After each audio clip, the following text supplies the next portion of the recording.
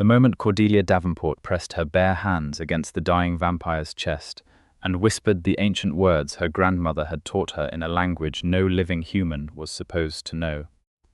Every eye in the vampire court turned to her with something she had never expected to see from creatures who had ruled the shadows of this world for 3,000 years. Fear, not the polite, performative unease that vampires sometimes affected when dealing with mortals they found mildly inconvenient. This was the real thing. White-skinned faces gone even paler than their natural alabaster. Silver eyes widening. Hands gripping the arms of obsidian thrones with enough force to crack stone, because the vampire beneath her hands, the one whose blackened veins had been spreading their poison toward his heart for the last 40 minutes while 6 vampire physicians stood over him and admitted defeat, had just taken his first steady breath in over an hour. Cordelia did not look up from her work. She could not afford to.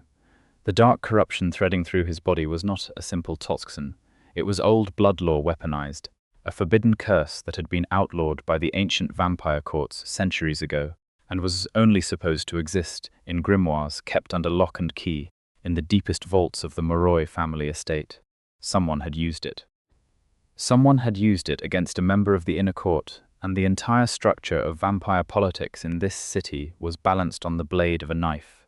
She pressed deeper into the healing trance, feeling the burn in her own veins that always came when she pushed this hard, and thought, not for the first time in her life, that nobody had ever done her any favors by underestimating her. 3 weeks earlier, she had been sitting in the waiting room of the Nocturne Medical Collective, which was what the vampire establishment called the clinical facility hidden 4 floors beneath a glass tower in downtown Chicago that nobody with human daylight clearance was allowed to enter. She had gotten in anyway. She had a gift for getting into places where people had decided she did not belong. The receptionist, a sharp-featured vampire woman with white hair pinned in architectural coils, and the kind of expression that could curdle fresh blood at 30 paces, had looked at Cordelia's application with a sort of theatrical disdain that people only deploy when they have already made up their minds and simply want the other person to know it. Human, the receptionist had said. Not a question, an accusation. Healer, Cordelia had replied, sliding the folder of documentation across the marble desk. Level 4 certified by the Arcanum Board of Biological Ethics, with a subspecialty in hemomantic pathology and 7 years of fieldwork treating cross-species trauma in conflict zones. But yes, also human. Those two things are not mutually exclusive, even if your intake forms seem to think they are. The receptionist had not taken the folder. She had simply looked at Cordelia the way people look at something they intend to discard. That was the moment Cordelia had decided that, whatever it took, she was walking into the deepest chamber of vampire power that existed in this city, and she was going to prove every single one of them wrong. Not out of pride, though she had plenty of that. Out of necessity. Out of something she had carried in her chest since she was 17 years old and watched her grandmother die, because the healers at the hospital had not believed the old woman when she described the exact nature of what was consuming her from the inside. Cordelia's grandmother, Marguerite Davenport, had known things about the vampire world that most humans never learned. She had been a bridge once. A woman who walked between species and traded knowledge for protection and vice versa. She had learned the old healing arts from a vampire scholar who had since died, or at least was not available for verification, and she had passed every scrap of that knowledge to Cordelia before the curse that had been placed on her family line finally closed its hand around her completely. Cordelia had spent 12 years since her grandmother's death figuring out what that curse was, where it came from, and how to undo it. The answer, she had discovered, was locked somewhere inside the vampire court of Chicago, in the vaults beneath the estate of the Moroi dynasty, whose lord and master was a vampire so old and so powerful that even other vampires spoke his name with careful deliberation, Theron Moroi.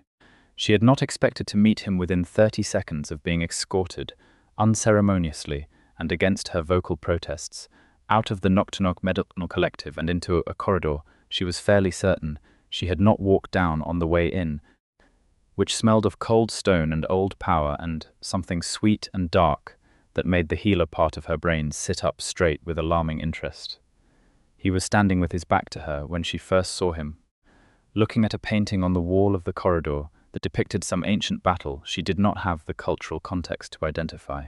He was tall, not unusually so, but the kind of tall that feels absolute, like a fact of nature rather than a measurement. His hair was white, the luminous, icy white of deep winter, worn loose to his shoulders. His skin was the color of old marble, pale as moonlight on snow. And he wore a charcoal suit that fit him with the precision of something made specifically for that body and no other, with the sleeves pushed back just enough to show the faint trace of old silver thread patterns on his forearms, marks she recognized as ancient binding runes. He turned and she met his eyes. They were silver grey, the color of storm water over stone, and they looked at her with an attention so complete and so unblinking that she felt it like a physical pressure. He was beautiful in the way that old, dangerous things are beautiful, the way the ocean at night is beautiful, in a way that reminds you that beauty and safety have never been the same thing. "You are the human healer," he said. His voice was low and even, carrying the faint harmonic resonance that very old vampires developed, a depth beneath the audible sound that she felt in her back teeth. "And you are blocking the exit," she replied. Because if she was going to be thrown out of this building anyway, she was going to be thrown out with her spine intact. Something shifted in his expression. Not quite amusement, not quite respect. Something that occupied the narrow, interesting space between those two things. "I am Theron Moroi," he said. "I know who you are," she said. "I also know that your family's vault contains documents relevant to a curse your court placed on the Davenport bloodline 62 years ago, and that the healer your collective just turned away is the only living person with the skill set and the knowledge to deal with whatever it is that is currently killing your inner court members one by one, starting with Councillor Vale, who collapsed 4 days ago and has not recovered, which your people have been trying very hard to keep quiet." The silence that followed was so complete and so charged that she could hear her own heartbeat with embarrassing clarity. Theron Moroi studied her for a long moment. Then he said, "Come with me." It was not a request. She had already understood that requests were not something he trafficked in, but it was also not a threat, and from a vampire of his age and power, that distinction mattered enormously. She went with him. The estate that the Moroi dynasty called home had two faces. The one the city saw was a 19th century manor house in Lincoln Park, registered as a private historical property, surrounded by iron fencing and old growth trees that kept the upper floors in constant shadow regardless of the season. The one Cordelia saw when Theron led her through the third door in the basement, which required his blood on a rune-carved lock to open, was something else entirely. The underground court of the Moroi dynasty was enormous. She had known, intellectually, that vampire courts kept subterranean spaces, that they had been building downward for centuries while cities grew upward around them. But knowing and seeing were different animals. The vaulted ceilings disappeared into shadow above her, held up by columns of black stone wrapped in silver wire that pulsed with a cold, faint light. Tapestries covered the walls, depicting histories she had only read fragments of in documents that the human academic establishment had largely dismissed as fiction. Dozens of vampires moved through the space, all of them white-skinned, white or silver-haired, moving with the particular grace of beings who have had centuries to practice existing in a body. Every one of them stopped and stared at her. She kept walking. Theron brought her first to the sick room, where Councillor Vale was being kept, and that was where she met the 6 Pfeiffer physicians who had given up, and where she saw, for the first time, exactly what she was dealing with. Vale was a woman of what appeared to be middle age, though Cordelia knew better than to assign meaning to apparent vampire age. Her white hair was spread across the pillow beneath her head. Her veins, visible through her pale skin, were dark, black-purple, spreading outward from her heart in a pattern that Cordelia recognized with a cold jolt of recognition that she kept carefully off her face. She had seen that pattern before. In photographs, in her grandmother's notes. In the mirror, on her own arm, twice, faint, barely there, the curse bleeding through into her own body in moments of extreme stress. The curse that had been placed on the Davenport bloodline using a forbidden hemomantic ritual that was only known to one family of vampire scholars, the Moroi family. She looked at Theron. He was watching her with those stormwater eyes, reading her face with the patience of a man who had 3,000 years of practice and did not need to rush. "You know what this is," he said. It was not a question.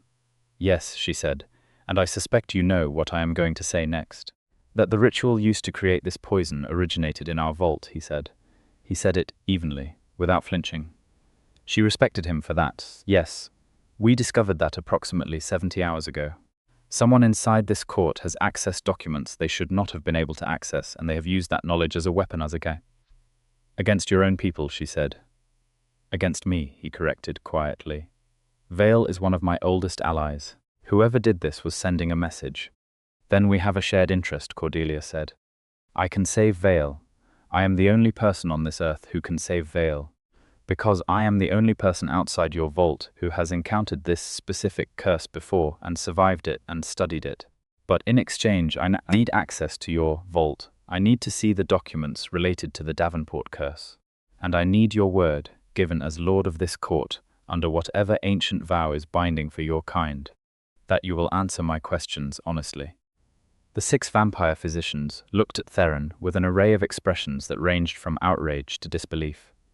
One of them, a tall male with silver hair and the kind of rigid bearing that suggested many centuries of institutional authority, said, "My lord, surely you are not considering allowing a human to dictate terms within this court." Theron silenced him with nothing but a look. Then he turned back to Cordelia and said, "Tell me your name." "Cordelia Davenport." Something moved behind his eyes. Recognition. Something else she could not read yet. He said, "I give you my word, Cordelia Davenport, under the ancient vow of the Moroi bloodline unbroken in 3,000 years, you will have your access. You will have your answers. Now save my counselor." She had saved her. It had taken 6 hours, 3 near collapses of her own body under the strain of pushing the healing through a corruption that fought back, and the quiet, constant presence of Theron Moroi standing in the doorway of the sick room the entire time, watching, not interfering, not hovering, just there the way a mountain is there, steady and immovable, giving her the strange and unexpected comfort of knowing that if anything came through that door while she was too deep in the healing trance to defend herself, it would not reach her. When Vale opened her eyes and the black had fully retreated from her veins, Cordelia sat back on the floor, pressed her back against the wall, and let herself shake for exactly 90 seconds. She had learned to allocate herself precise amounts of recovery time and then stop. Her grandmother had taught her that too. Theron crossed the room and crouched in front of her, which she had not expected. Vampires of his rank generally did not crouch. He studied her face with that complete, unhurried attention and said, "How serious is your need for medical care right now?" "I am not going to die," she said. "My body runs hot after a healing like that. I need water, protein, and approximately 4 hours of sleep. In that order. I will see that you have all 3, he said. "After I see the vault," she said. He looked at her for a moment, and then he said, "After you eat and rest, the vault will not move, and I gave you my word." She wanted to argue, she was good at arguing, but her hands were shaking in a way she could no longer fully hide, and she recognized the particular stubbornness in his voice as the kind that was not going to move regardless of what she said. She also recognized, with the part of her that was always quietly cataloguing information, even when the rest of her was exhausted, that he had not said the vault would be available to her as a negotiating chip. He had simply said it in a way that meant he intended to keep the condition, but also intended to make sure she was not in danger before she went. That was a different thing entirely. She ate in a small, high-ceilinged room off the main corridor, while Theron sat across from her and did not pretend that he was eating, which she appreciated. She hated when vampires performed normalcy. He answered her questions about the court while she worked through a plate of food that had appeared with impressive speed, and she listened carefully to the shape of what he told her and what he chose not to tell her yet. Mapping the political structure of the Moroi court in her mind, the court had 19 sitting members. 3 had died in the past year under circumstances that had been attributed to natural causes at the time, which for vampires typically meant either extreme old age or extreme violence, both of which left distinct traces. Theron had begun to suspect those deaths were not natural approximately 6 months ago. Vale's collapse had confirmed it. Someone inside the court was systematically removing the members who were most loyal to Theron personally, the ones whose loyalty was not contingent on politics or advantage but was genuine and old. Someone who wanted him weakened before whatever the next step of their plan was. "You think it is a member of the court," she said. "I think it is more than one," he said. "And you think it is connected to whatever happened to my family's bloodline 62 years ago." He was quiet for a moment, then he said, "I do not think it is connected. I think it is the same event continuing." She put down her fork. "Explain that." He told her then, the part of the story she had not known. The part her grandmother had not known, or had known and not told her. She could not be certain, which, 62 years ago, a member of the Moroi court had made an unauthorized agreement with a vampire from a rival dynasty, an ancient family from Eastern Europe that went by the name of Savas, who had been attempting for centuries to break the Moroi dynasty's hold on the Central Territories. The agreement had involved the use of a Moroi-owned hemomantic ritual as a weapon, delivered to the Savas family in exchange for a political alliance that the court member had intended to use against Theron.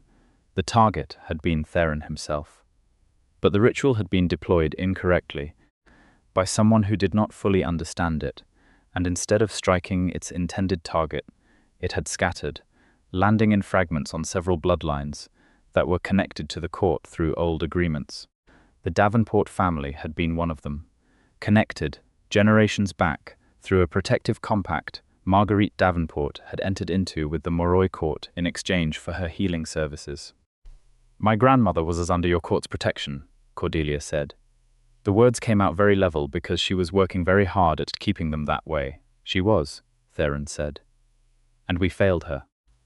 The member of our court who made that agreement was dealt with 60 years ago, but the ritual, once scattered, could not be fully recalled.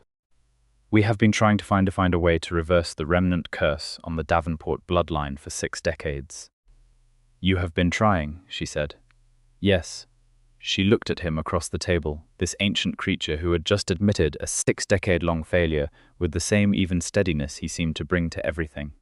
And she felt the strange dual pull of anger and something she did not yet have a name for. Anger, because her grandmother had suffered and died for something that should have been prevented.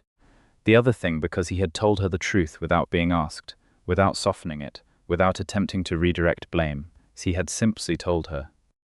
"Who is behind the current attacks?" she asked. "That," he said, "is what I believe your access to the vault may help us determine." The ritual used on Vale was not simply retrieved from our records, it was modified. The modification required both knowledge of the original and knowledge of the bloodline it was meant to affect. The only people with that combination of knowledge are members of the Ziscourt and the Savas dynasty.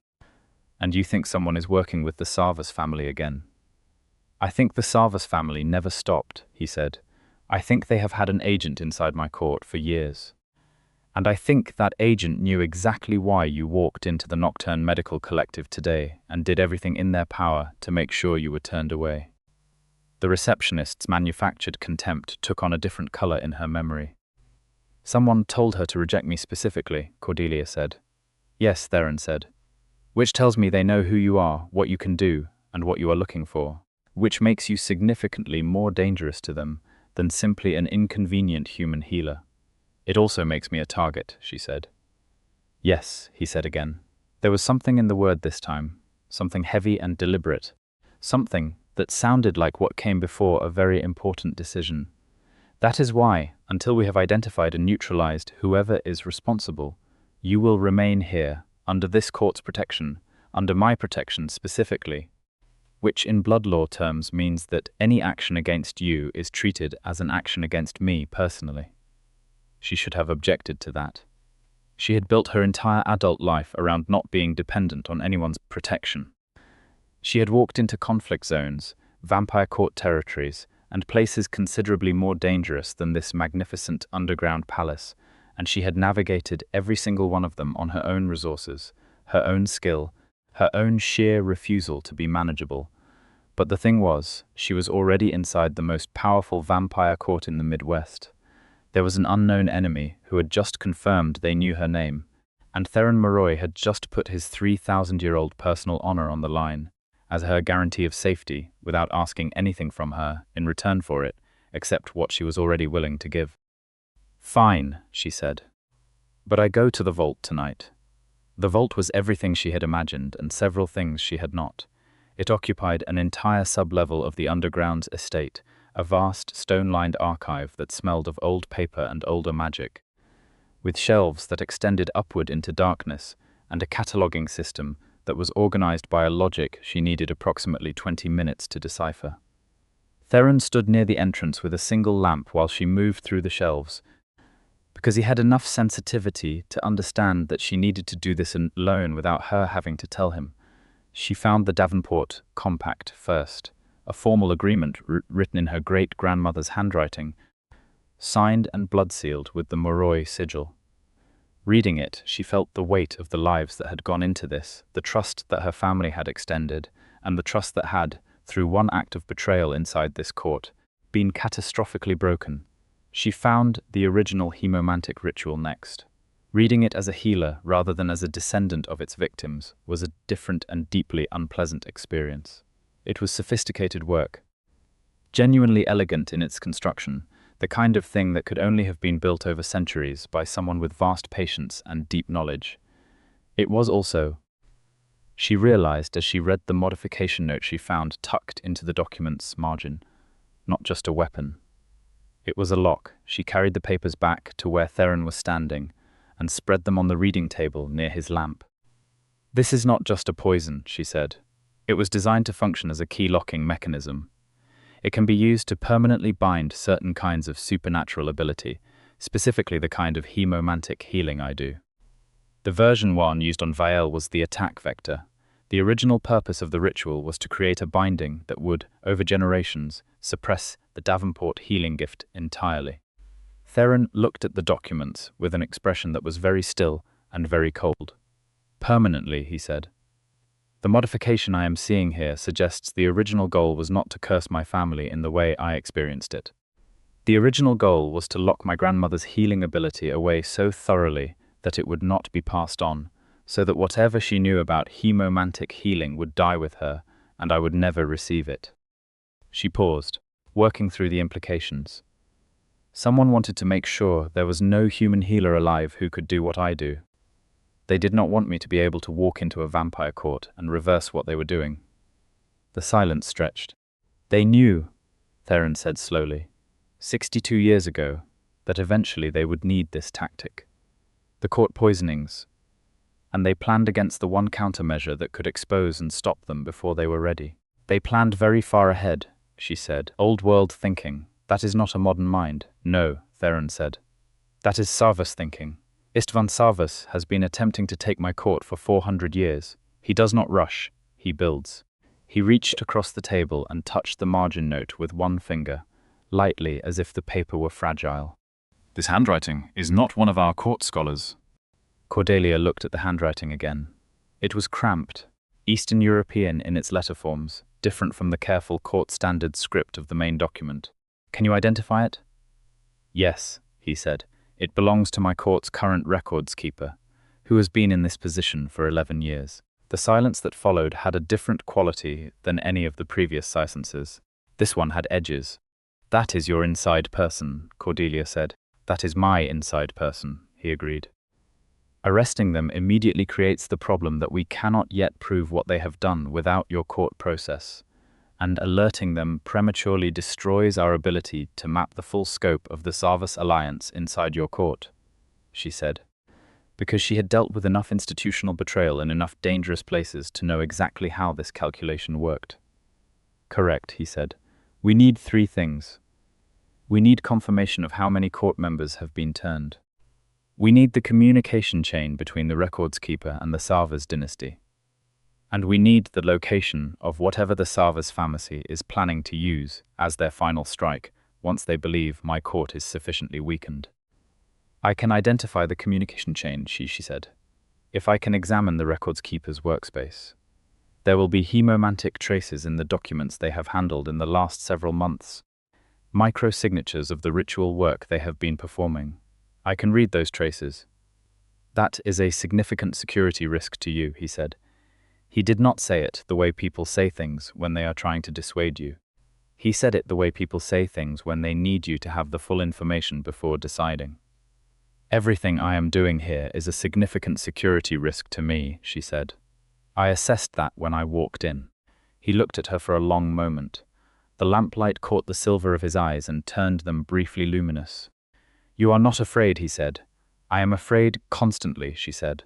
"I am also functional while afraid, which is more useful. My grandmother taught me that too." He was quiet for a moment, and then he said something she had not expected. "She was remarkable. Marguerite Davenport. I knew her." Cordelia went very still. "You knew her?" "For 14 years. Before the attack. She came to this court 3 times. She was brilliant, and she was fearless, and she looked at me exactly the way you are looking at me right now, as if she was deciding something." He paused. "I am sorry that we failed her. I am sorry that the cost of that failure fell on you as well as on her. I have carried that for 60 years. The emotion that moved through her was complex and not entirely comfortable. She was a person who did not easily accept apologies, particularly from those who had the power to have prevented the original harm. But this was not an apology designed to close a door. This was an apology that opened one. He was not asking for her forgiveness. He was giving her information, the information that she mattered to him in a context that predated this day, that the debt his court owed her family was one he had been aware of and had not let himself forget. "Then help me finish what she started," Cordelia said. "I intend to," he said, "whatever it requires." Over the next 4 days, Cordelia moved through the Moroi court with the careful precision of a surgeon mapping a wound. She examined the records keeper's workspace in stages, under cover of legitimate archive research, and built a picture from the hemomantic traces she found that was increasingly damning and increasingly alarming. The records keeper, a vampire named Aldrich, had been in communication with the Savas dynasty for not 11 years but 23.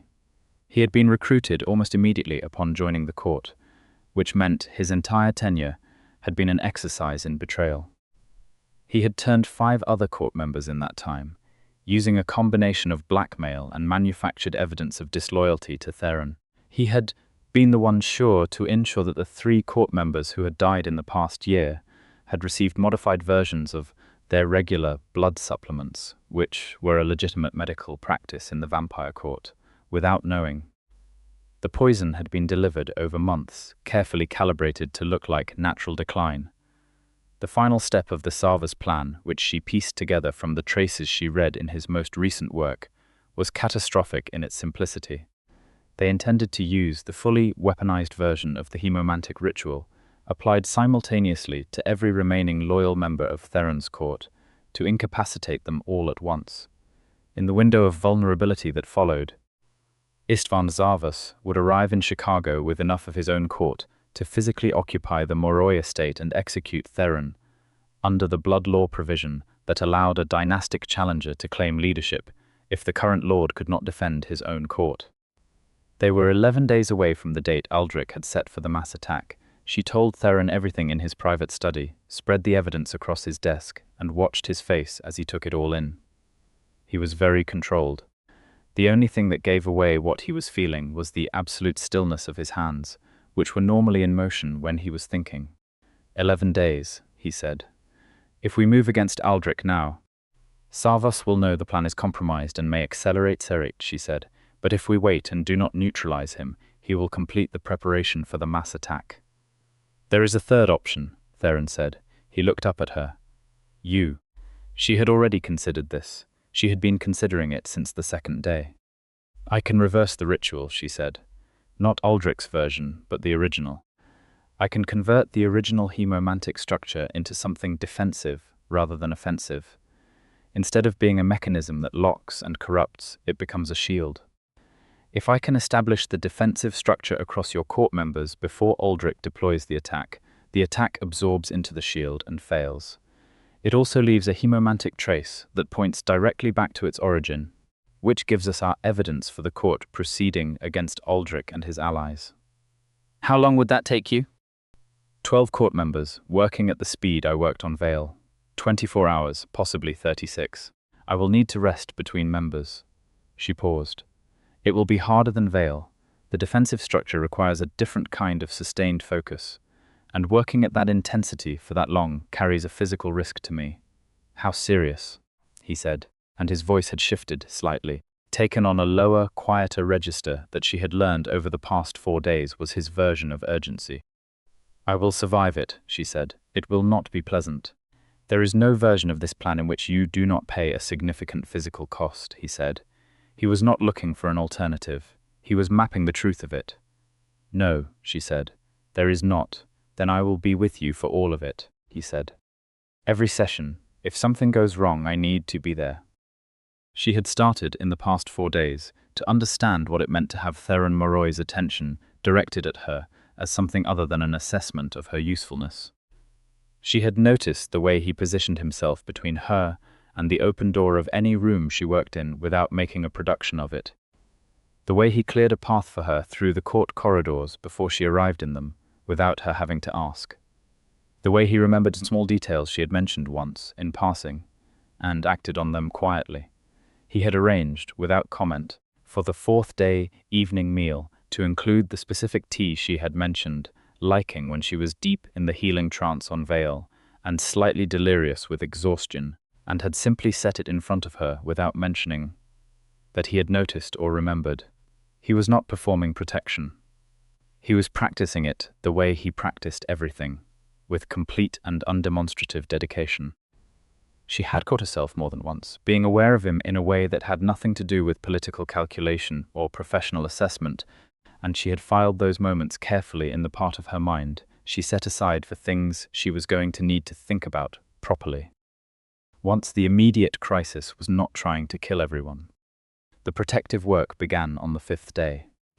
She moved through the court members systematically, with Theron always in the room, seated in the corner with something that looked like paperwork, but that she noticed he never looked at when she was struggling. The first 6 went smoothly.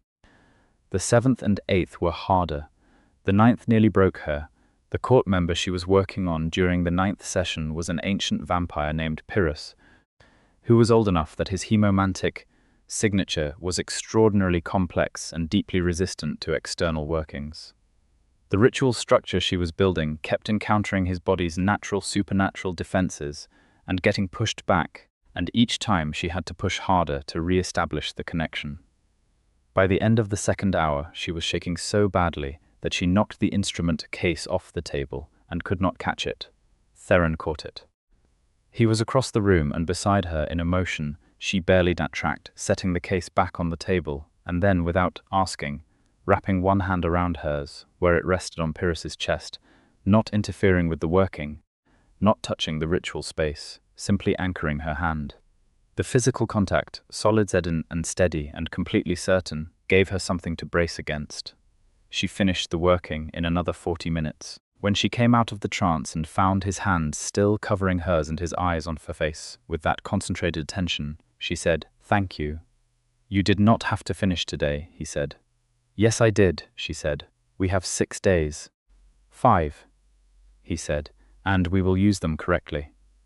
He stood, and the deliberate way he moved away from her told her he was aware that the moment had been something outside the professional category they had been operating in, and he was giving her space to process it. She was not sure she wanted the space. "Theron," she said. He stopped. "You have been in this room for every session. You have arranged to be present when I need things before I ask for them. You are the lord of an ancient vampire dynasty, and you are behaving like someone who is personally concerned for the welfare of a human healer you met 6 days ago." She paused. "I am not complaining, I am observing." He turned back to face her. He looked at her with that complete attention she had come to recognize as one of the most singular experiences of her life, being looked at by someone who was genuinely seeing her, not the human healer, not the politically useful tool, not the problem to be managed, her. "You are not someone I met 6 days ago," he said. "You are someone I have been responsible for failing for 6 decades, who walked into my court and proceeded to be more capable, more clear-sighted, and more courageous than anyone I have encountered in a very long time. And yes, Cordelia, I am personally concerned for your welfare. I would like, if you would permit it, to also be personally concerned for your welfare after the crisis is resolved." The directness of it caught her somewhere below her sternum. She was not accustomed to people who said what they meant without armor. "You are going to need to give me a moment to think about that," she said. "You have 60 years of my patience available to you," he said. And the warmth in that ancient, careful voice was something she felt all the way to her heels. She finished the remaining 3 protective workings over the following 2 days. The final one, the 12th, she completed with 6 hours to spare before Aldrich's planned attack date. Theron had, in the meantime, positioned loyal court enforcers at every entrance to the estate and arranged for the physical neutralization of Aldrich and his 5 turned court members the moment the attack failed to land. The night of the planned attack, Cordelia sat in the main court chamber beside Theron's throne, which was the most defensible position in the room, and waited. The chamber was full of court members, all of them knowing what was coming, all of them carrying the invisible armor she had spent 3 days and nearly her entire reserves of strength building into their hemomantic signatures. Aldrich was present, moving through the room with the careful, sociable ease of someone who believed they were hours away from a devastating victory. At midnight, Aldrich activated the ritual. Cordelia felt it arrive, a wave of dark hemomantic pressure that swept through the chamber like a cold tide, reaching for every court member simultaneously. She felt it hit the shields she had built, and she held her breath. The shields held, the ritual absorbed into the defensive structures, converted, neutralized, and redirected as a hemomantic echo straight back to its origin point, which lit Aldrich up like a beacon in the supernatural spectrum. Every trace of his involvement made suddenly and irrevocably visible to every vampire in the room who had any hemomantic sensitivity at all. The silence that followed Aldrich's failure was enormous. Then Theron stood from his throne, and the weight of his presence as he rose was something that changed the quality of the air in the room.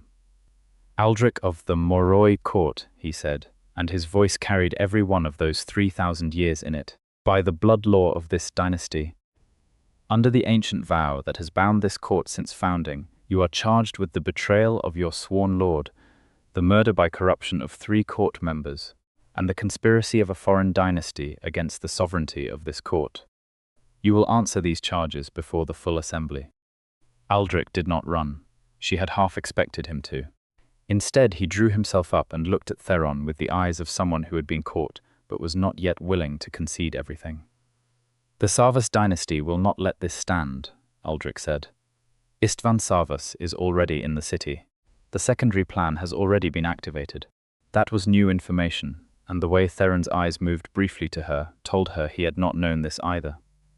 "Where is Savas?" Theron said. Aldrich smiled. "Outside your walls, with 30 of his court. You can hold this estate, or you can hold your human healer. Not both. He knows what she is to you. He has been watching for 6 days. The threat was explicit and precise, and it worked." Because Cordelia watched something flash across Theron's face that she had not seen there before. Something sharp-edged and briefly unguarded before he controlled it. She understood in that moment that Aldrich was right. They had watched her become important to Theron, and they had built a contingency around it. She stood up. "Do not," she said to Theron. Before he could move, he looked at her. "Do not rearrange your court's defenses around protecting me specifically," she said. "That is exactly what he wants. He wants you to split your attention." She picked up the instrument case she had been keeping at her feet. "Savas is using blood law to try to execute you. The blood law provision he needs requires that you cannot defend your court. If your court is actively defended, the challenge fails." She looked at Theron. "So you defend the court. All of it." "I will handle Savas." "Cordelia," Theron said, and the way he said her name was different from every other time he had said it. Lower, more careful, more entirely unguarded than she had heard him. "I am not helpless," she said. "And I am not done."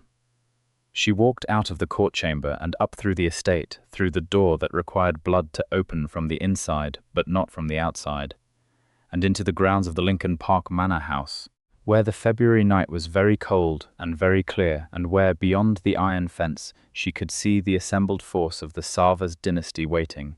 Istvan Savas was old. She could feel it from 30 meters away, the accumulated weight of his years pressing against her like something atmospheric. He was tall, silver-haired, dressed in a long coat that belonged to another century, and he had the eyes of someone who had been calculating for so long that calculation had replaced all other expressions. "The human healer," he said, with a smile that had no warmth in it. "Alone, alone," she agreed. She opened the instrument case. "I spent 3 days building hemomantic shields into an entire vampire court. I spent 12 years learning every version of a ritual that your family helped create. I reversed the death of a court counselor in 6 hours, and I did all of it while being underestimated." She looked at him across the fence.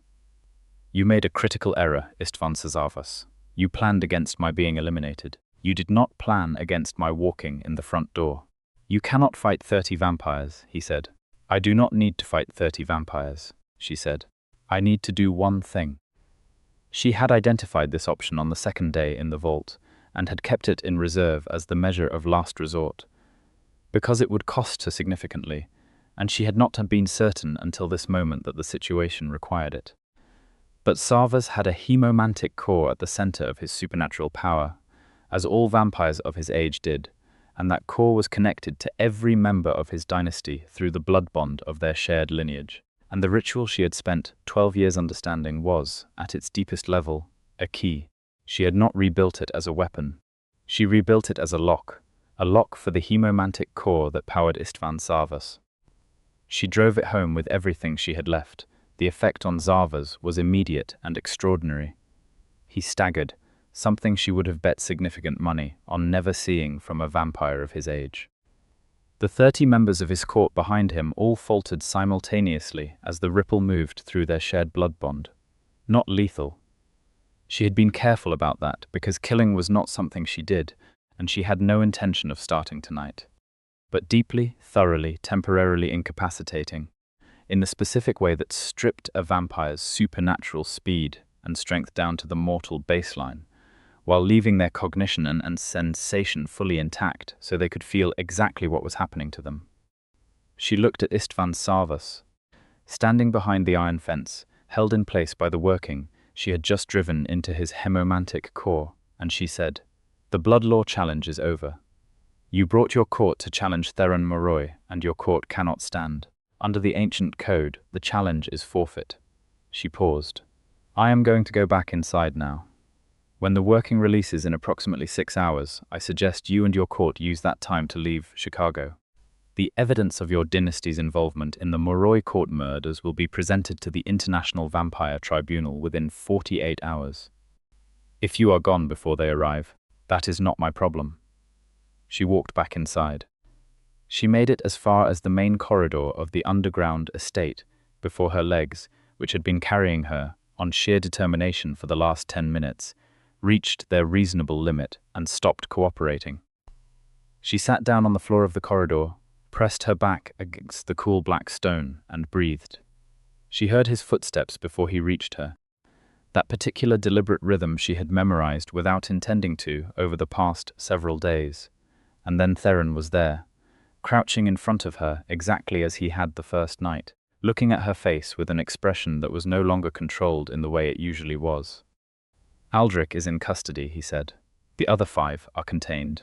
The court is secure." His eyes moved over her face, rapid and thorough in a way that was different from his usual measured attention.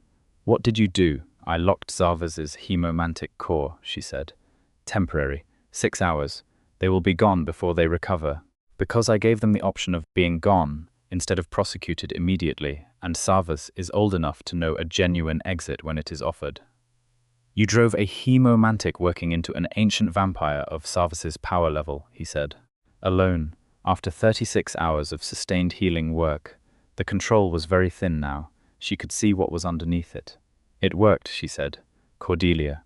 He said her name the way he had said it in the court chamber, low and unguarded, and she realized she was going to hear that particular version of her name for a very long time if she played this correctly.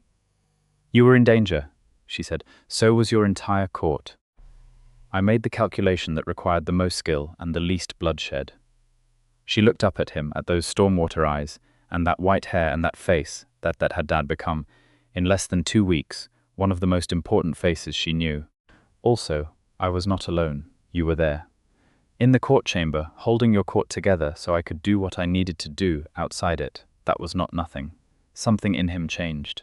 The controlled surface fell away completely, and what she saw underneath it was not the dangerous regal power of an ancient vampire lord. It was something older and simpler than that. He reached out and took her face gently in both hands, and she felt how carefully he was managing his strength, how completely deliberate each fraction of the touch was, and she thought that this absolute care combined with absolute capability was one of the most significant things she had ever experienced. "You terrified me," he said. "I have been terrifying people my entire career," she said, "usually by being more competent than they expected." "That was not the terrifying part," he said. She reached up and put her hands over his where they held her face. "I know," she said.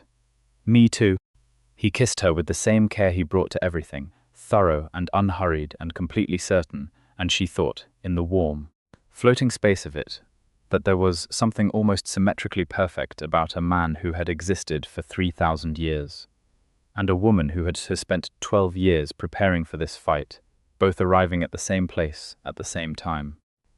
She spent the next 4 days in bed recovering, which she submitted to with significantly less resistance than usual, primarily because Theron sat beside her for most of it, and talked to her the way he had talked to her in the initial days, openly about the court and its history and the 3,000 years of its existence, but also increasingly about himself, about what it was like to have outlived everyone he had known in his human life so many centuries ago that they had become more like myth than memory, about what it was like to build something and defend it for millennia, and what it meant to him that it was still standing, about the moments of genuine loneliness inside a life filled with people and power.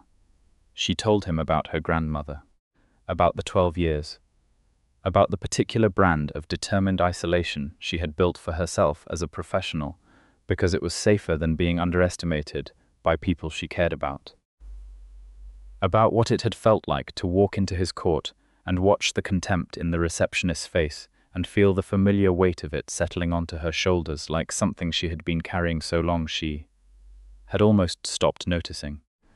"You should never have had to carry that," he said. "Perhaps," she said, "but it made me very good at walking into rooms where I was not expected to win." He looked at her, and the expression on his face was something she was going to need a better vocabulary to describe adequately. "You won considerably more than a room," he said.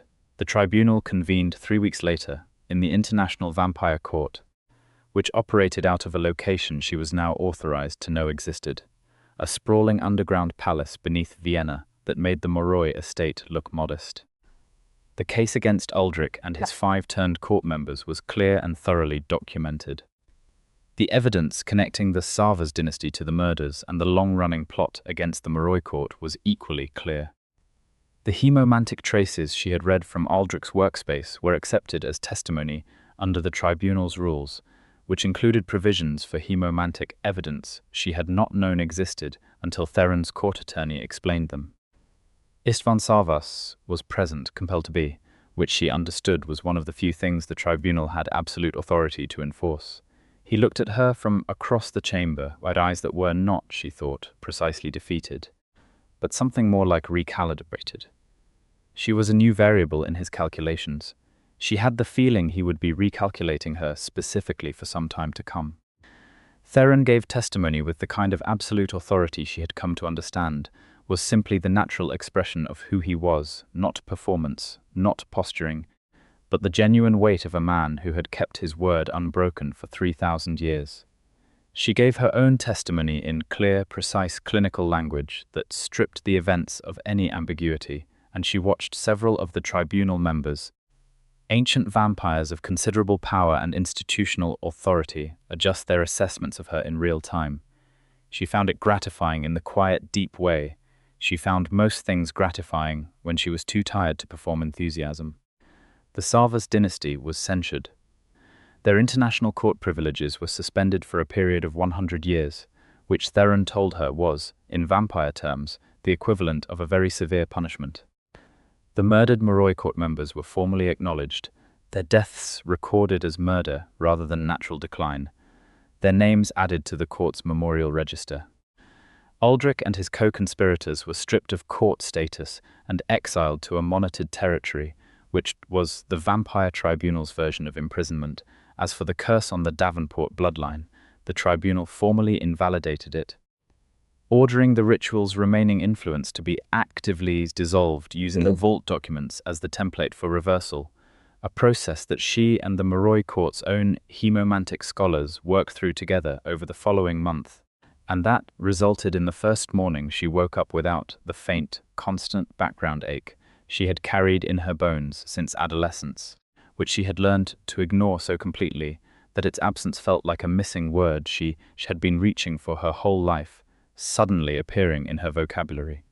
She stood in her room in the Moroi estate and felt the absence of it, and she cried for about 10 minutes, which she counted as an entirely reasonable response. Then she washed her face and went to find Theron. He was in the vault, where he often was in the mornings, working through the cataloguing of documents that had been disrupted by the crisis. He looked up when she came in, and whatever he saw in her face made him cross the room immediately, not with vampire speed, but with deliberate human-paced intention, the choice to move at her speed, rather than his own. "It is gone," she said. He understood immediately. "All of it." "All of it," she said. "I need you to understand what that means. That thing has been in my body since I was 15 years old. It has shaped how I move through the world. It is part of why I pushed so hard for so long, because I could feel it eating time, and I needed to outrun it."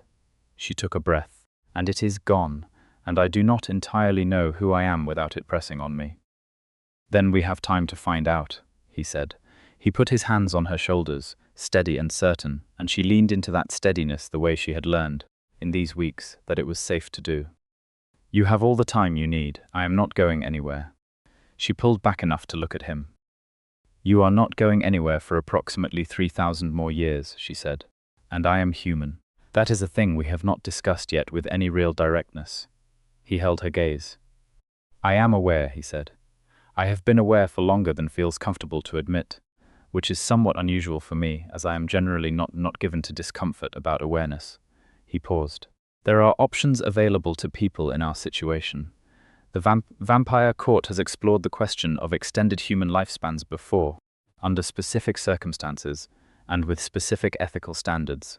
It is not something I would ask of you or pressure you to award, but I want you to know that I am not looking at a finite thing and pretending otherwise. I am asking you to be present with me for whatever you choose."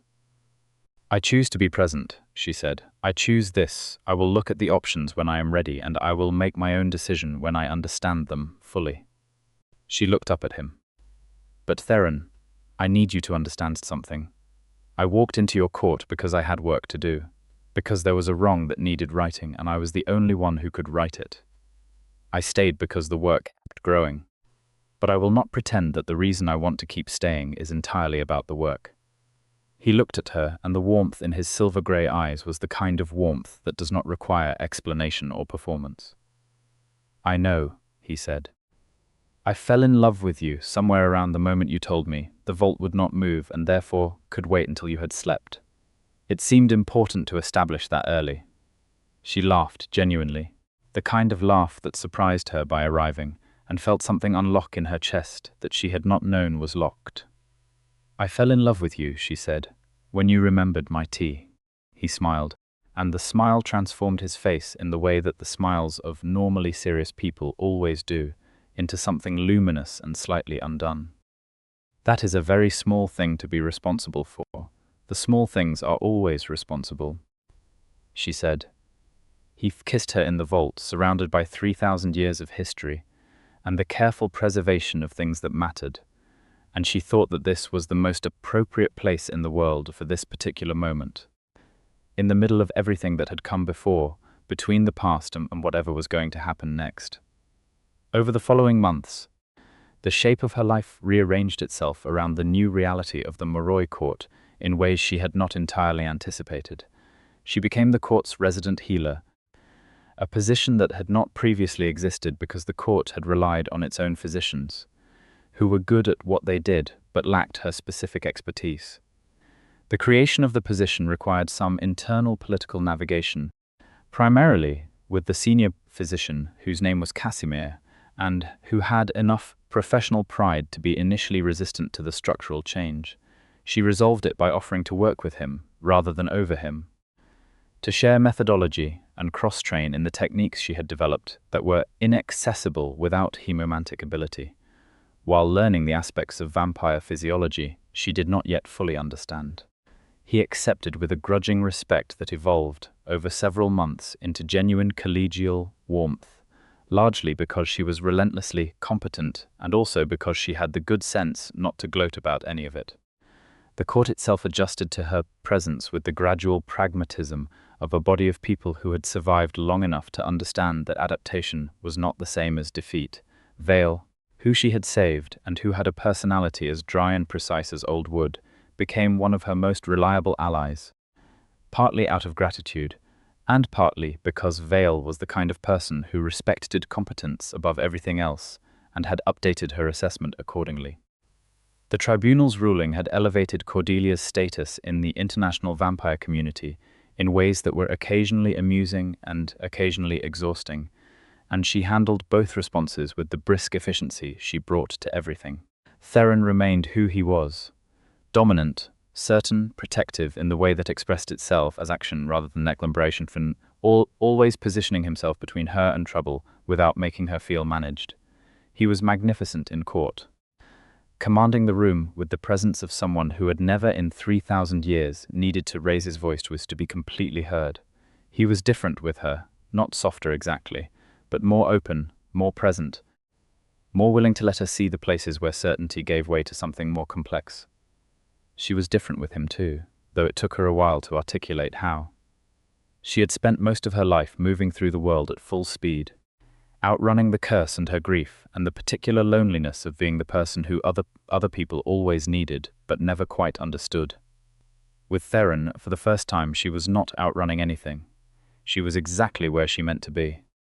One evening, a year after the night she had walked into the Nocturne Medical Collective, with a folder of documentation and a determination to make every person who had written her off regret the decision, she sat in the vault with Theron and a pot of the specific tea she had mentioned once and that he had been providing ever since, and she watched him read through a historical compact that he was preparing to cite in a current court negotiation. And she thought about her grandmother. Marguerite Davenport had been a bridge between worlds. She had paid an enormous price for that, through the betrayal of someone else's court member, through a curse that had diminished her and eventually killed her before its time. But the bridge she had built had not fallen. It had held quietly through 60 years and through Cordelia, who had crossed it in the other direction and built it stronger. "I want to do something," she said. Theron looked up from the compact. "I want to formally establish a compact between the Davenport line and the Moroi dynasty," she said. "Not the same as the one my great-grandmother signed, a new one, written by both of us, reflecting what we actually are to each other and what we are building." She paused. "I have been thinking about what you said about the options available for extended human lifespans. I have done the research. I understand what is involved. I have made my decision." He was very still. "I am choosing to stay," she said. "Not because of the crisis, not because of the curse, not because this is where the work is, though it is, because this is where you are. And I want to be where you are for as long as possible, and I want that in writing, in this vault, under the ancient vow of the Moroi dynasty, because that vow is unbroken in 3,000 years, and I think it is a very good place to put something I intend to keep." Theron set down the compact he had been reading. He looked at her with the full force of that complete and unhurried attention, and she met it without flinching, because she had learned, over the past year, that being fully seen by this man was not something she needed to protect herself from. "You have made your decision," he said. "I have," she said, "and you are certain." "I am almost never certain," she said. "I am certain about this." He crossed the vault to where she was sitting and took her hands in his carefully, in that precise and deliberate way that was the physical expression of everything he was. Strength managed and entirely by choice, power expressed as care. "Then we will write the compact together," he said. "Tonight, if you want." "Tonight," she said. They wrote it together at the reading table under the lamp, in the vault that held 3,000 years of history, passing the pen back and forth and reading each other's words aloud in the quiet of the underground archive.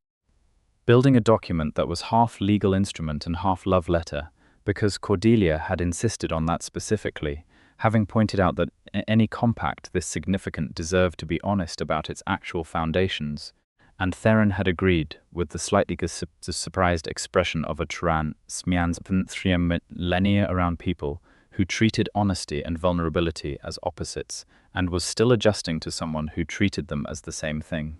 When it was done, she pressed her thumb to the blood seal, and he pressed his, and the parchment lit briefly with the warm silver of the Moroi binding, old as the dynasty itself, accepting what they had given it. "Under the ancient vow," he said.